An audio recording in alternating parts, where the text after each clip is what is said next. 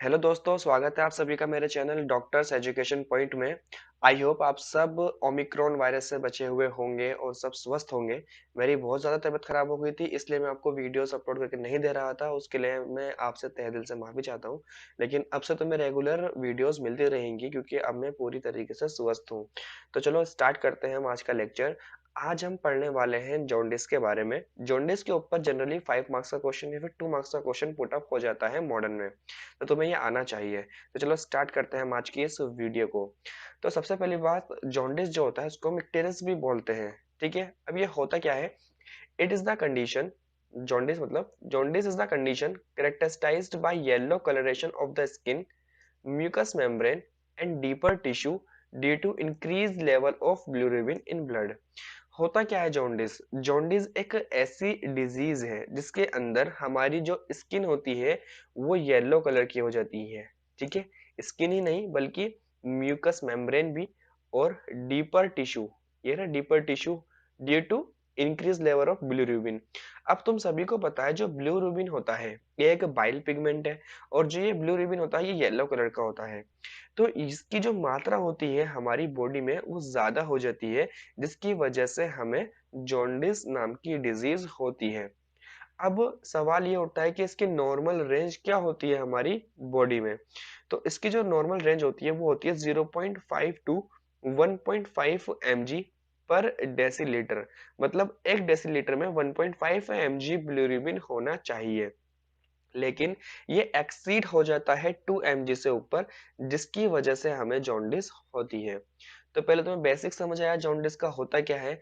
Jaundice में क्या होता है, हमारी स्किन में म्यूकस मेम्ब्रेन में स्क्लेरा में हमें येलो कलर देखने के लिए मिलता है, जिसको हम जॉन्डिस बोलते हैं।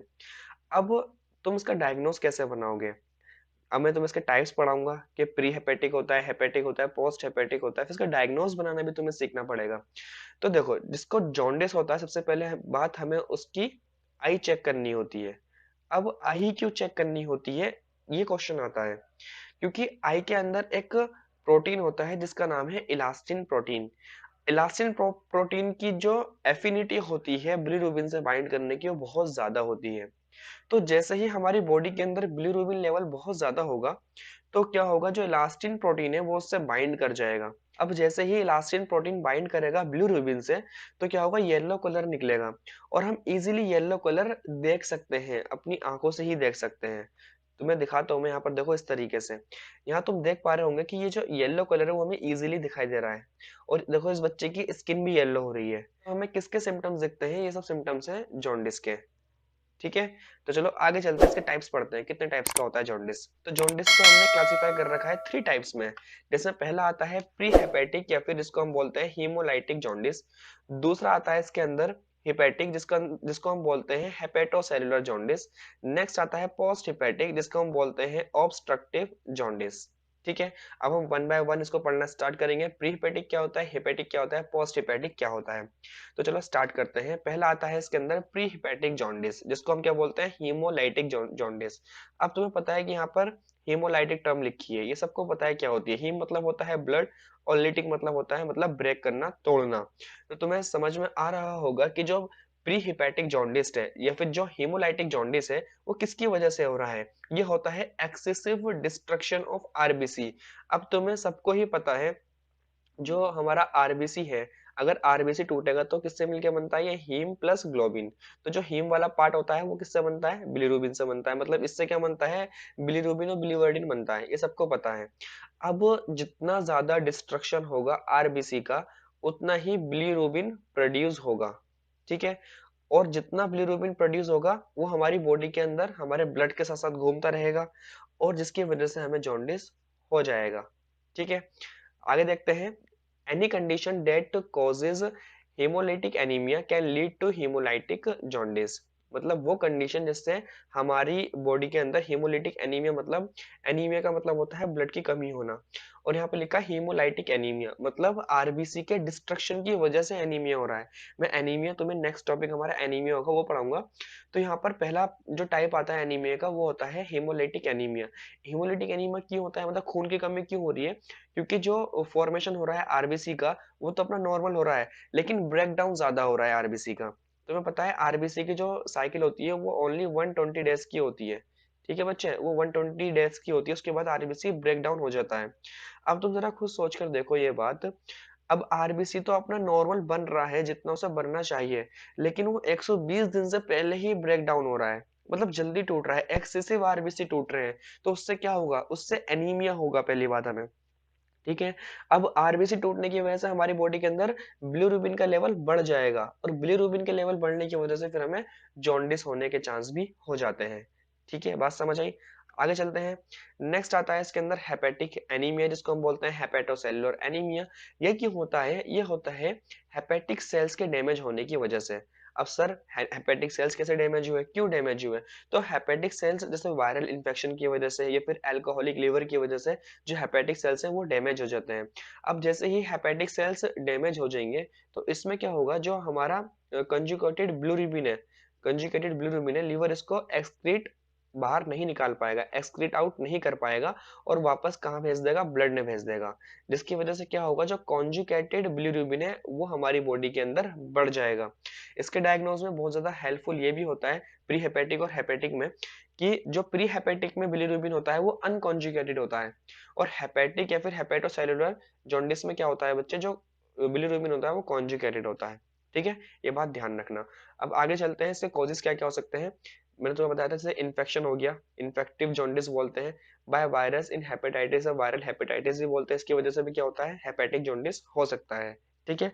दूसरा, अल्कोहलिक हेपेटाइटिस, इसकी वजह से भी क्या हो सकता है, जॉन्डिस हो सकता है। सिरोसिस ऑफ लीवर, इसकी वजह से भी क्या हो सकता है, हेपेटिक जॉन्डिस हो सकता है। ठीक है, ये सारे कॉजेस तुम्हें इसके एक बार देख लेने हैं।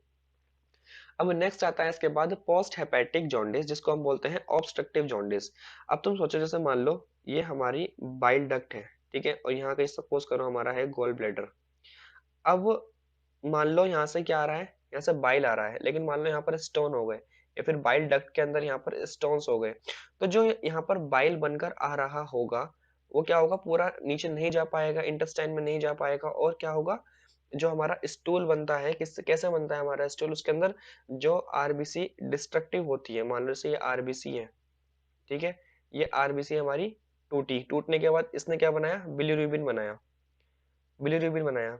अब वो बिलीरुबिन कुछ कहाँ चला जाता है, रिसाइकिल में चला जाता है, जैसे मैंने तुम्हें फर्स्ट लेक्चर में पढ़ाया था, और कुछ एक्सक्रीट आउट हो जाता है। अब सपोज करो जहां से इसे एक्सक्रीट आउट होना था, वहां पर कोई स्टोन आकर फंस गया, तो क्या होगा, ये बाहर नहीं निकल पाएगा। ये अगर ये बाहर नहीं निकल पाएगा, तो जो हमारे स्टूल का कलर है वो येलोइश नहीं हो पाएगा। तो इसका सबसे बड़ा सिम्टम हमें यही देखने के लिए मिलता है, जो हमारे स्टूल का कलर है वो येलो नहीं होता, वो हमारा क्ले कलर का स्टूल निकलता है, क्योंकि बिलीरुबिन जो है बाहर नहीं निकल पा रहा हमारी बॉडी से, वो ब्लड के अंदर ही घूम रहा है। इसमें भी क्या होता है, येलो कलर देखने के लिए मिलता है। और इसका कॉजेस क्या है, गोल स्टोन की वजह से या फिर डक्ट स्टोन की वजह से ये हमें पोस्ट हेपेटिक या फिर ऑब्स्ट्रक्टिव जॉन्डिस देखने के लिए मिलता है। ठीक है। अब मैं तुम्हें एक डायग्राम से सारी चीजें एक्सप्लेन कर दूंगा। जैसे देखो इधर, ये है हमारा pre hepatic type of jaundice. इसमें क्या होता है, हेमोलाइसिस होती है, मतलब जो आरबीसी होते हैं वो ब्रेक डाउन होते हैं बहुत तेजी से, जिसकी वजह से हमें प्री हेपेटिक जॉन्डिस देखने के लिए मिलता है। ठीक है। अगला आता है इसके अंदर हेपेटिक जॉन्डिस, जिसको हम इंट्रा हेपेटिक भी बोलते हैं, क्यों, क्योंकि ये लीवर के अंदर चल रहा है, इसलिए इसको हम इंट्रा हेपेटिक जॉन्डिस भी बोलते हैं। इसके कॉजेस क्या है, viral hepatitis, drug, alcoholic hepatitis, cirrhosis, pregnancy. तो ये बहुत सारे इसके क्या है, कॉजेज है, ये तुम एक बार देख लेना, इनमें से कोई 3 या 4 तुम याद कर लेना। लेकिन याद करने वाली बात क्या है, प्री हेपेटिक में जो बिलिरुबिन होगा वो अनकॉन्जुगेटेड होगा, हेपेटिक जॉन्डिस में जो बिलिरुबिन होगा वो कॉन्जुगेट हो जाएगा। बस जो लीवर होगा ये इसको एक्सक्रीट आउट नहीं कर पाएगा बिलिरुबिन को, ये दोबारा से ब्लड के अंदर भेज देगा। ठीक है। और जो पोस्ट हेपेटिक होता है उसके अंदर क्या होता है, यहाँ पर स्टोन्स आ जाते हैं, गोल ब्लैडर के अंदर या फिर बाइल डक्ट के अंदर स्टोन्स आ जाते हैं, तो जो बिलीरुबिन होता है वो दोबारा से ब्लड के अंदर पहुंच जाता है। ठीक है।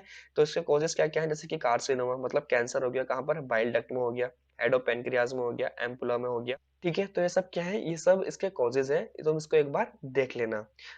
तो बस इतना ही था आज के लेक्चर में। जॉन्डिस के बारे में हमने जाना कि जॉन्डिस देखते हैं कैसे हैं, हम स्क्लेरा से देखते हैं, मतलब आई को देखते हैं, क्योंकि वहां पर इलास्टिन प्रोटीन होता है जो बहुत जल्दी बिलीरुबिन से बाइंड कर लेता है, इसकी वजह से हमें येलो कलर देखने के लिए मिलता है, इसलिए डॉक्टर सबसे पहले आई चेक करते हैं जॉन्डिस के अंदर। फिर हमने जॉन्डिस के 3 टाइप्स पढ़े, कौन कौन से होते हैं, pre hepatic jaundice, hepatic jaundice और पोस्ट हेपेटिक जॉन्डिस। इन तीनों के अंदर डिफरेंस क्या होता है हमने ये जाना, इन तीनों के कॉजेस क्या है तुम इस चार्ट से इजीली लर्न कर सकते हो। यहाँ पर देखो इसके कॉजेस क्या क्या है, तुम्हें ये लर्न कर लेना। और सिम्टम्स मैंने तुम्हें इसमें दिखाई रखा है। ये पोस्ट हेपेटिक जॉन्डिस का सिम्टम क्या है, क्लियर कलर टू स्टूल, ठीक है।